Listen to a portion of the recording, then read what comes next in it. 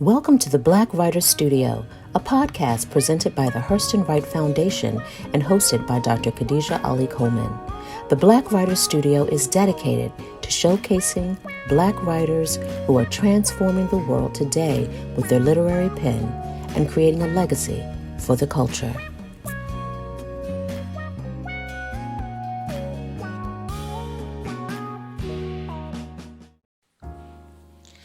Dr. Jenn M. Jackson is an assistant professor at Syracuse University in the Department of Political Science and the author of the books Policing Blackness and Black Women Taught Us. Black Women Taught Us is an intimate, intellectual, and political history of Black women's activism, movement organizing, and philosophical work that explores how women from Harriet Jacobs to Audre Lorde, among others, have for centuries taught us how to fight for justice and radically reimagine a more just world for us all. Jen, I am such a fan of you as a person, as a writer. I haven't had the privilege of reading your newest book, but I do want us to talk about it. Absolutely. But I wanted to say that one of the things that I love most of all about you as a public figure is how you identify as an abolitionist. Yes. And I wanted to start off with you giving our listeners an idea of what that means for you and Mhm. how that translates into the work that you do. Absolutely. Absolutely. I appreciate that. Folks have asked me for years about being an abolitionist and where I learned it. And I think it's an interesting question because I'm of the same kind of ethos as Derica Purnell. She's a fantastic activist and organizer who wrote the book Becoming Abolitionist. And she explains in her book that many of us don't have to become abolitionists because we are victims of the white supremacist anti-Black state, and we are experts on the consequences of that state violence. And so we learn very early on in our childhoods what those consequences are and that they are unfair and that they disproportionately affect people who look like us. So for me, abolition has always been rooted in my identity.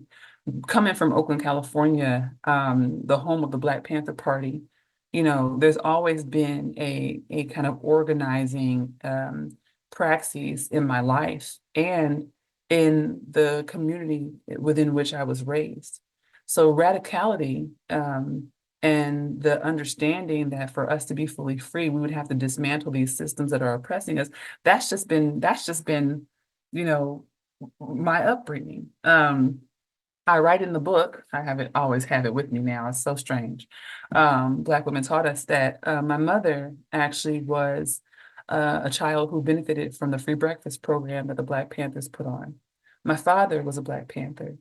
And so abolition for me is centered in the idea that we as people don't need outside institutions, external groups to police and surveil us. We don't need patriarchal organizations and systems to tell us how to socialize and behave and to raise ourselves.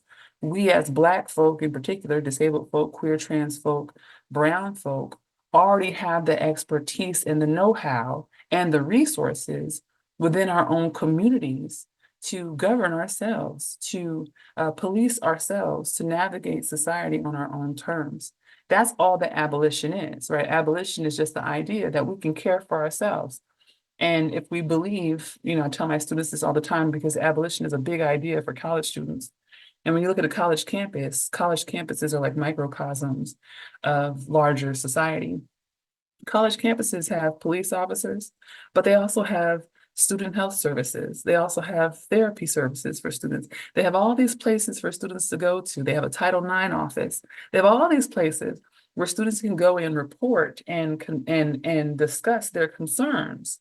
But we don't have that in our communities. Why? Because it's easier, right, to maintain the status quo and a status quo that is violent and oppressive when you don't understand that what is required is care, right?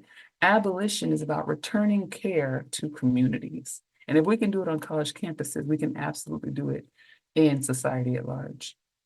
What a way to start off a conversation.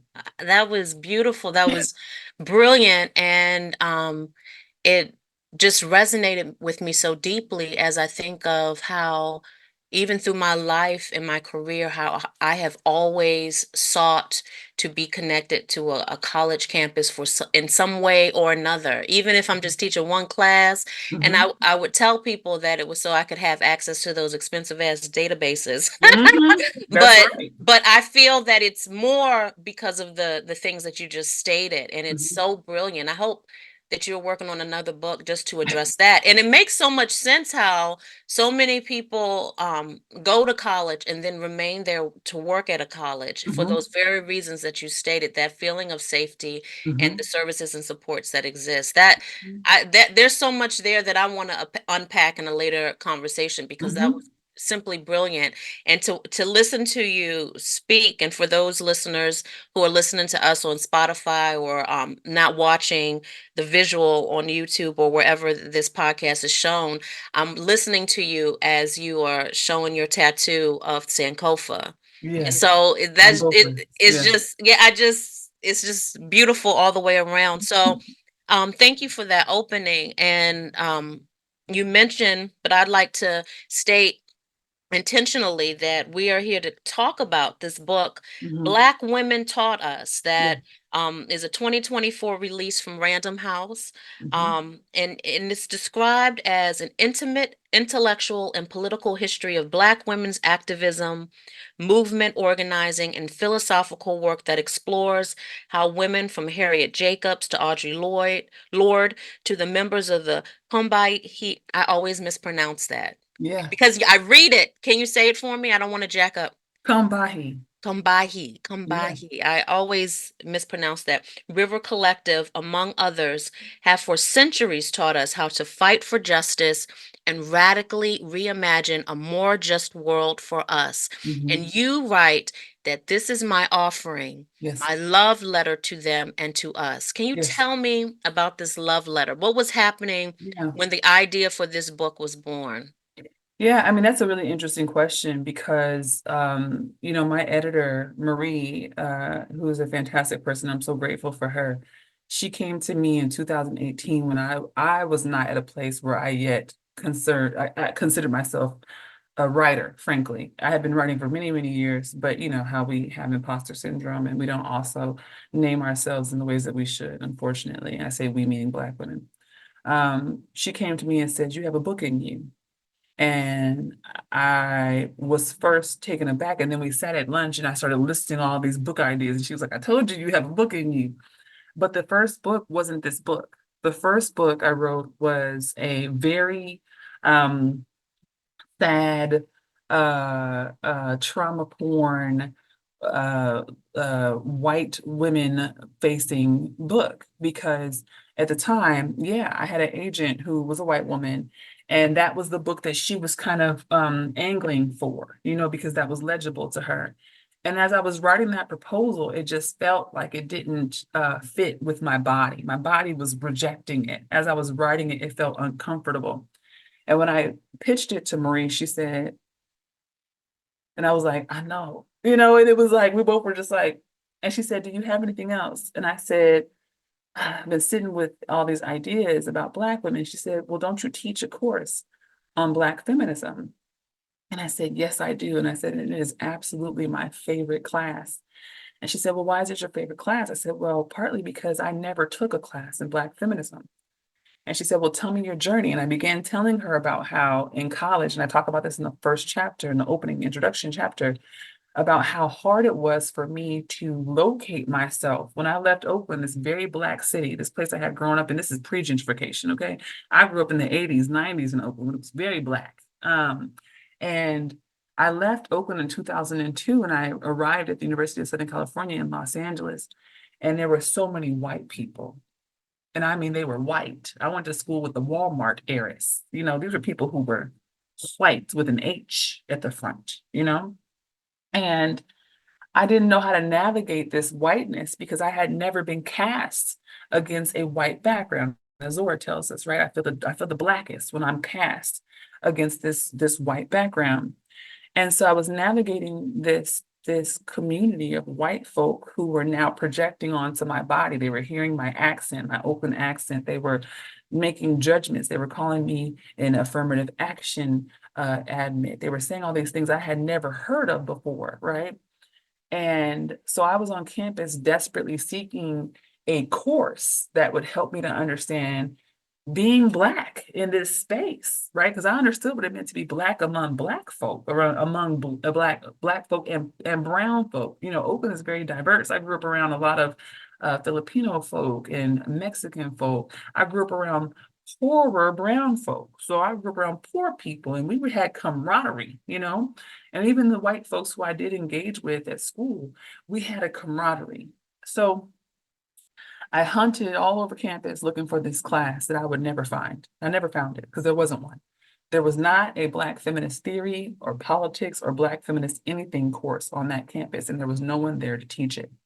So it wasn't actually until after I graduated, I got a job at Disney in Orange County, California, which is Do doing what? Doing what? so my undergraduate degree is in industrial engineering. So I love math. I love physics. I used to teach statistics. I will sit here and describe linear regression models to you all day. I love math. Okay. And so I thought I was going to go off and do all of this math stuff, work at Mhm. Boeing or Lockheed Martin. And, you know, I went to Disney and I became what's called a workforce planning analyst. And you essentially use statistics to forecast what type of headcount and labor a certain department will need. So I would say, oh, there's Wow. a certain number of checkouts every single day at the hotels. So based on that, we need 12 folks at the registers, and we need them at these times, right? So it's all mathematical. Right. But what was happening was while I was there, I was the only Black girl. I was the only person with a college degree because the particular job that I had required, you know, an accelerated degree because you had to do more math. So this built resentment, you know, with my coworkers. They were angry that I was a 23-year-old, 21-year-old, 21, 22-year-old, that I had this degree from this elite university and that I had hopped the line, right? A lot of them had gone and worked in the park selling pretzels and working at the front gate and had worked their way up to these salaried positions. And I had just come in. So they felt deep resentment toward me, and they were engaging in passive aggressive forms of anti-Blackness and misogynoir. And I was desperate. I was at work and I would be in the bathroom. I had to take breaks just to cry. I was going home at night and I was grinding my teeth. I was sick all the time. I somehow contracted E. coli meningitis and I nearly died, Oh which my I also talk about in goodness. the book. It was an awful time. And I was Wow. 23 years old, you You're a know, baby. I was a baby Baby girl. and I was breaking down and I was pregnant with my first child. So I was utterly miserable. So I went to my mother and I said, Mom, I was my mother and my mother-in-law. And I was just like, I don't know, I don't know what to do here because these are two women who had been working. They were the two women who I had modeled my career after. My mother-in-law had worked at Northrop Grumman for 35 years. She had done it. My mother had worked in social services in Oakland, Alameda County for 30 years. So I'm like, how do I do this? And my mom, I said, Mom, you used to read all these books about Black women. Who were those women? I can't remember all the authors because my mom is a voracious reader. And, she reads stuff I'm not going to read. She was reading Dean Koontz and Stephen King and all that. And I was like, Yeah, no, thanks. Um, yeah. but Alice Walker and Terry McMillan, I picked all those books up when I was a child and I would read them at the foot of my mother's bed. And she gave me a list and I got a sticky note out and I started writing those names down on that list. And I went to Borders Bookstore in Orange County. And when I walked into Borders Bookstore, I saw Melissa Harris Perry's book, Sister Citizen. Oh my And I goodness. thought I that just wrote about that that book book is just incredible, just this incredible, week. I wrote this dissertation on my social media incredible about book. that book. Yes. Yes. And so I Yes. saw this Black woman, bald head with this flag on her head. And I said, I need to know what's in that book? And I start opening it in this bookstore, and I'm seeing these stories about the sapphire, the angry Black woman, the Jezebel, the hypersex Black woman, the mammy, the asexual Black woman who just wants to take care of the white family and the white child. And I'm in the bookstore, I'm crying into the book. I'm like looking around like, I hope nobody sees me, right? Because this was the first time I had opened up a book that had reflected so much of my experience, that was so resonant with not only who I was, but who my mother was, and my aunts and my grandmothers. And so I got to the part where she starts talking about the crooked room, where she said that we are, forced to engage in these stereotypes, and it feels like we're walking hunched over, like we're crooked. But what actually is happening is that we're trying to stand upright, and the room itself is crooked. And when I saw that analogy on the page, it just knocked me off my feet.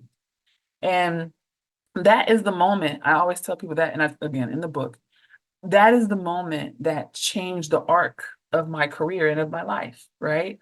I took that book and I used that book as a guideline. I followed her bibliography like a yellow brick road. And the next thing I read was Bell Hooks' Feminism is for Everybody. The next thing I read was Audre Lorde's The Master's Tool Will Never Dismantle the Master's House. And the next person I found was Kathy Cohen, a political scientist at the University of Chicago, who is a Black feminist, but a queer Black feminist. And as a queer person, I didn't know that existed. And so from that point on, I became so obsessed with knowing myself and with understanding my foremothers and my elders. All I did was read. I just kept reading. And I reached out to Kathy Cohen. I reached out to all these Black feminists. And I left corporate America. I planned a way out of corporate America. It took me about 3 years. I reached out to all of them. I told them who I was. And I eventually applied to the University of Chicago, got in, and worked with Kathy Cohen. Kathy Cohen was my dissertation chair, and now she is one of my closest colleagues and comrades. And so the book. Can just to be incredibly Yes. nosy, give me context as to what time frame are we talking? Because Yeah, this Disney experience, you were a baby, you're in your absolutely. 20s, and you're essentially, my mind is blown because you're Yes, essentially telling me that you were self-taught in a that's right. sense. That's right. So where Yes. are we now when we're talking about your So doctoral I study? graduated from undergrad in 2007. My son was born in 2007. And so this is when I went into Disney. I got my job at Disney in 2007. I languished, languished at Disney for 5 years. That's when I picked up that book, because that book came out in 2011. So I picked up that book in 2011, and from 2012 to 2013, when my second child was born, I went to a master's program at Cal State Fullerton. I majored in political science. I went at night after work. I left Disney. I got another job that was closer to my house and closer to school, at PacSun.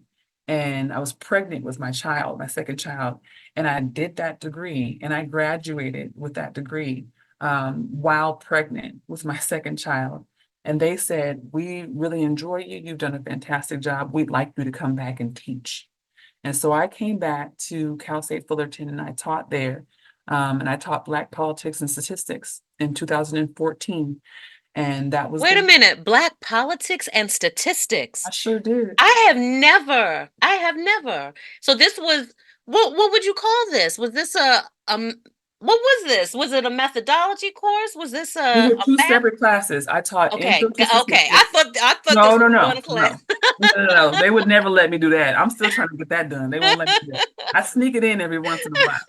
No, I taught a Black politics course and a statistics course. Oh, got you. Okay, okay. And I fell in love. I fell in love. I said, this is what I'm supposed to be doing. This is what I am supposed to be doing.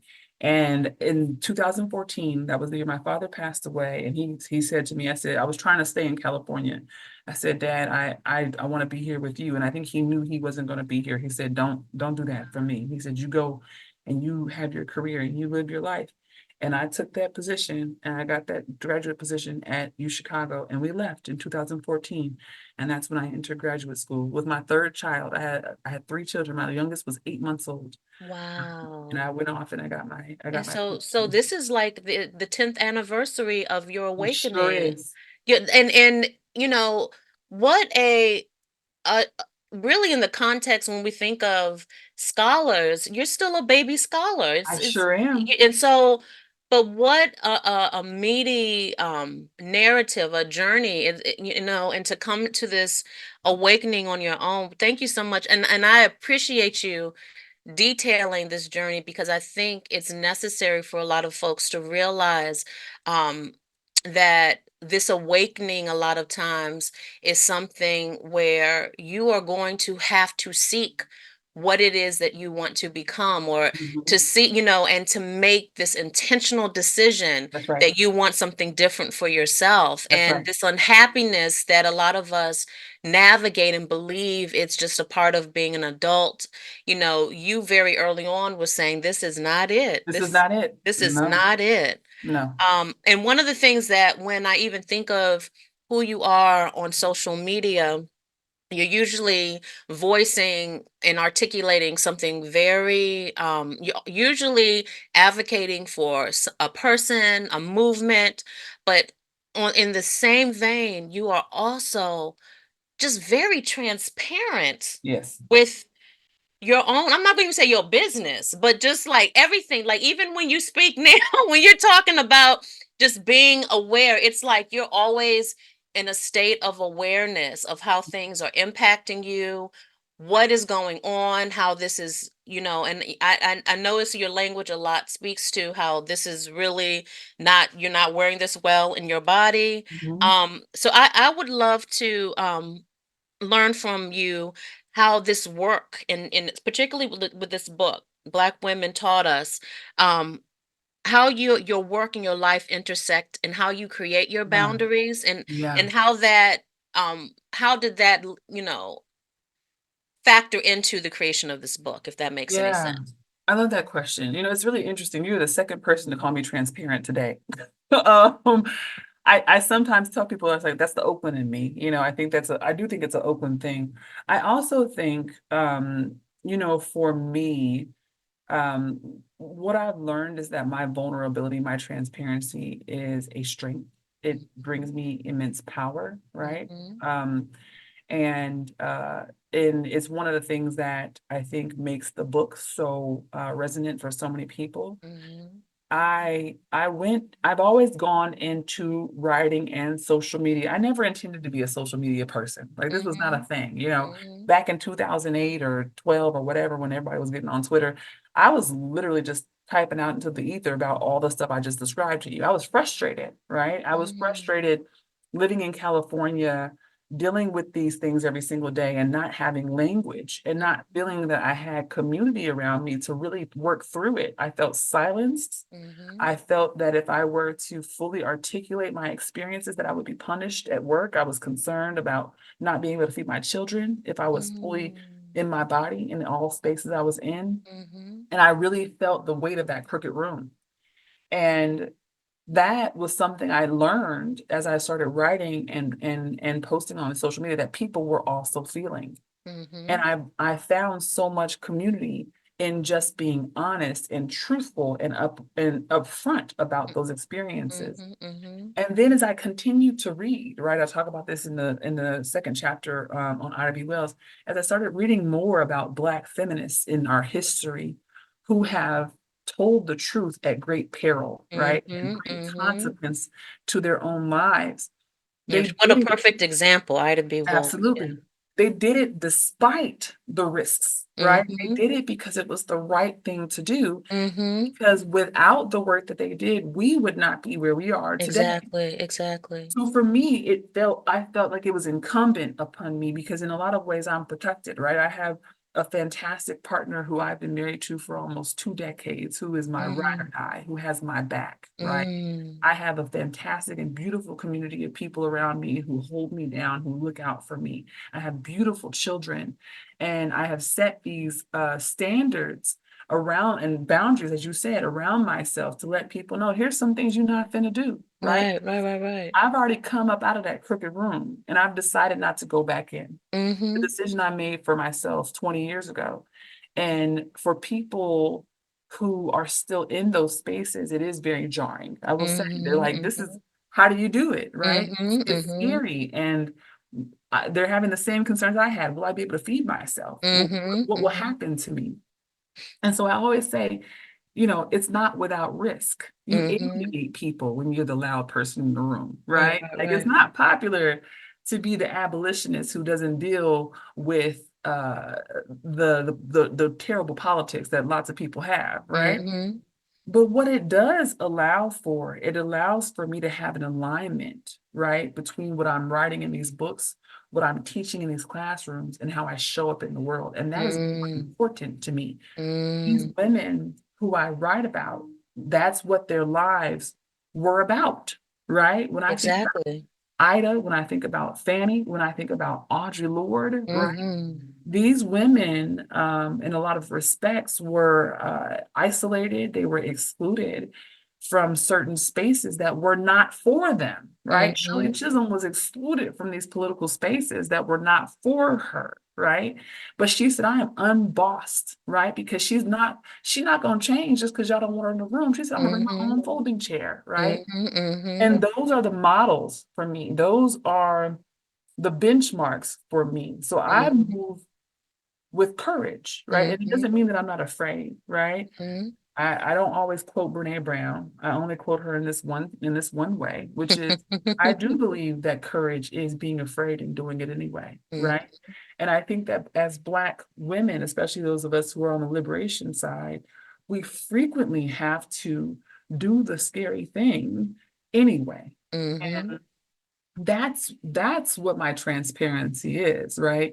I'm doing the scary thing because I know that it's going to lead to somebody else's freedom. Every single person that has walked up to me, especially these young queer and trans people who have walked up to me with tears in their eyes, holding my book and saying thank you. So the octogenarians who have walked up to me holding my book saying thank you. I had a Black mama walk up to me last year and tell me a whole story about her son who is queer and how she is so happy that this book exists for him.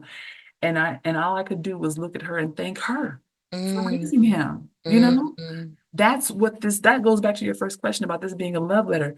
I wrote this book, sure, for me, right? And for my children and for my community, but I wrote this book for us, right? I love Black people so much that I am willing, right, to be vulnerable in these public ways because I know it's going to get us freer. And it's not hurting me, if I'm being honest with you, right? There's personal things and there's private things. Okay? And I understand the difference, right? I understand what my limits are and what I'm willing to share, what I'm willing to have in the world, right? And I understand the consequences and what I'm willing to take on myself, right? And how my community will be affected. So I definitely have a private and a personal life. I have an inner self. I have beautiful connections that people will never know anything about, right? But what I'm willing to share are the parts of myself and the parts of my journey, even if they include grief and shame and stigma, right? The things that we don't talk about. If that means that it will get us closer to a freer world, I'm absolutely willing to do that. If I'm doing my math correctly, I'm talking to somebody who teaches statistics now, but if I'm doing my math correctly, you're not even 40 years old yet. I will be 40 in September. Okay, but you are not 40 years old now. Right. So you're talking about young people, you're still a young person. Thank you, because my kids said I'm not. You're still a young person who's not even 40 years old yet, who is speaking and a part. So I had no idea that you weren't even 40. Yeah. So even now, the question that I asked you has a whole new meaning to me when I ask about social media, because for someone who is, I try not to, I usually refer to generational terms to start trouble in conversation. So when I talk about millennials, Gen X, all of that, because, Yes. but for someone who would be considered a I millennial, am. you really grew up in this social media age, right? Mhm. And so you know, there has, when you speak of these limits, and when you speak of knowing the personal and the public, are has there been any type of issue Yeah. regarding, okay, or challenge, especially Mhm. when we're talking about these heavy topics that you address? Yeah, so the converse of this is also that I have an academic life as well, right? So I've written Mhm. extensively about the private and the public in academic world. I have a piece in Public Culture that I published in 2020, Mhm. that's called Private Selves as Public Property. That is really one of the ways I was really earlier in my journey was really grappling with what it means for Black women to have a private life. Mhm. And I Mhm. went back and I was looking at all the ways that our private selves have been exploited for public consumption Yes. since the moment we were brought to this land. Mhm. And what I realized in doing that work is that we have to engage in our own forms of self-making outside of the white gaze, outside of these institutions, and Mhm. on our own terms Mhm. because our reproduction is extracted from and exploited, right? If we don't have children in the name of the state, then those children are criminalized, right? Yes. Our labor is extracted and excluded. If we don't work for these institutions and these capitalist organizations, and we build our own institutions that are extra institutional, they don't want them to exist, right? Mhm. All these ways that when we do work for ourselves, that is criminalized, that is considered deviant. And so what Mhm. I've decided is to lean into the deviance, right? To lean Mhm. into the unrespectable. I want to be as unrespectable as That possible. Like I want to be as yes. gay and as polyamorous, Yes. as loud and disruptive and as abolitionist as possible, right? So Yes. that I am constantly challenging that crooked room. I am just constantly ticking and chipping away at Ah, those walls. Now, what that also means is that I'm susceptible to a whole host of violences, right? yeah.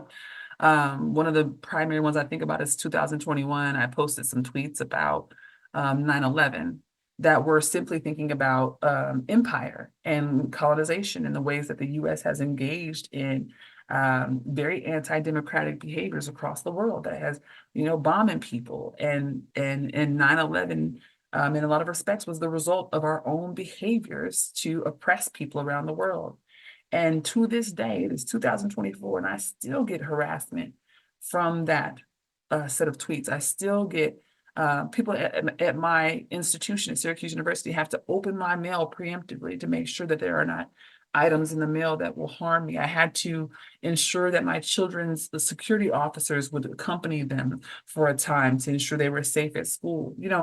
These are things where my public life puts my private self, in jeopardy. And it's terrifying, right? Because the work that I do, right, to me, the stakes are so high for Black folk, for Black trans folk, for the Black disabled folk, for Black poor folk. But simultaneously, the stakes are so high for me and for my children and for my community, right? Like I also know that when I'm out in the world, when I'm publicizing where I'm going to be, when I say I want to be in this place, giving this talk at 7 p.m., we've got to think about security measures. We got to think about who's going to be there, who might want to show up and do harm. And it's really terrible. It's really Mhm. a terrible aspect um, of this work. And I'm not unique in this respect. There are so many Black women and Black queer folk who, especially in the last decade, since the beginning of the movement for Black Lives, who have been targeted, right, by these white supremacist organizations, folks on Reddit, all these fringe institutions and groups whose primary goal is to silence us. Mhm. Um, and that's one thing about me. I just have never stopped talking. Like as a child, they have been like, "Girl, Mhm. you gotta stop. You talk too much." And Mhm. I talk in my sleep. Apparently, I'm not. I'm just not gonna stop. Like It's just gonna always be this Oh my way. good. I didn't think I could adore you more. I absolutely adore everything about you. That is so funny. Apparently I talk in my sleep, but you talk out, you speak up, Mhm. and you're such a beacon. I'm so incredibly happy to be in this conversation with you, and I'm so incredibly proud of you. And as someone who just turned 50 in December, you are a baby. And Congrats. so I'm even more proud to know that all of this is from someone who hasn't even turned 40 yet. You're such a beacon, you're such a light, and you're such a great example of, I get frustrated often when I hear people say, well, they didn't teach us that in school. And as you talk about imperialism and colonization and the understanding of, agency that we have had taken, but also the agency that we have to be Mhm. able to discover who we are, our history, and to just be in tune with who we are. And you just, in a span of 30 minutes, have really schooled us on the ways that we can take ownership and agency of our journey. And I just, I came into this conversation with you really thinking that it was going to be linear in terms of talking about your book and your work, Mhm. but it's been so much more because you've literally given us a glimpse of your process and Mhm. how your journey of self-awareness has really impacted this intellectual journey that has Mhm. led to the writing of your That's right. works. And so That's right. I'm so incredibly proud of you. Thank you so much Thank for you. joining me in the Black Writer Studio. I would like for us to just end with you telling us where you would like for folks to get your book. Absolutely. So I would love for folks to get signed copies if they can. I have signed copies across the country, but most of those are still going to be at Sankofa, DC. I'm going to be out at Red. Wait a minute. We love Sankofa. We love Yes, Sankofa. yes, I Yeah, was just there. I did a book signing there. There may this also still be some signed I copies in missed that. When was Boston. this? A couple weeks ago, couple Oh weeks. I'll no, be I back. missed that. I'll be Okay. back. I love Okay. DC. I'm always in Okay. DC. There may also be some more at Red Emma's.